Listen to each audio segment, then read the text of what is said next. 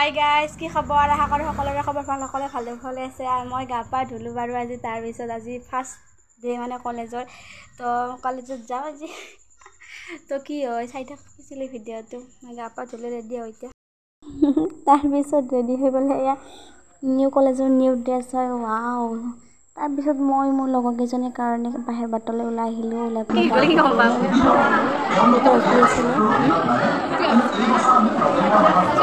যিহেতু কলেজৰ first day আছিলে, তো নিযুত মইনা আঁচনি মানে মইনা আঁচনিৰ ফৰ্ম দিব, তো সেয়া আনিবলৈ গৈছিলোঁ। এয়া ফৰ্মত নামবোৰ লিখিলোঁ, নাম্বাৰ। তাৰপিছত আমি হিমন্ত মামাৰ ভাষণবিলাক মানে অডিঅ' ভাষণবিলাক শুনি আছোঁ। অকণমান বৰ হৈছোঁ বাৰু।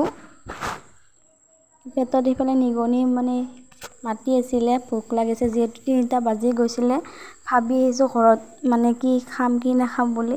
ৰাস্তাটো একো এটা খাব নোৱাৰোঁ ঘৰত, নহ'লে মায়ে ভাত দিব নহয়। আমি 3জনে আহি পেলাই মই অকণমান গা চা ধুই ৰেষ্ট লৈ পেলাই ভাত কেইটামানকে খাই ল'লোঁ। তো যিহেতু কলেজৰ ফাৰ্ষ্ট ডে আছিলে, বহুতখিনি ভালেই লাগিলে। আপোনালোকক নেক্সট ভিডিঅ'ত লগ পাম। মই অকণমান আহি ৰেষ্ট কৰিলোঁ। বাই।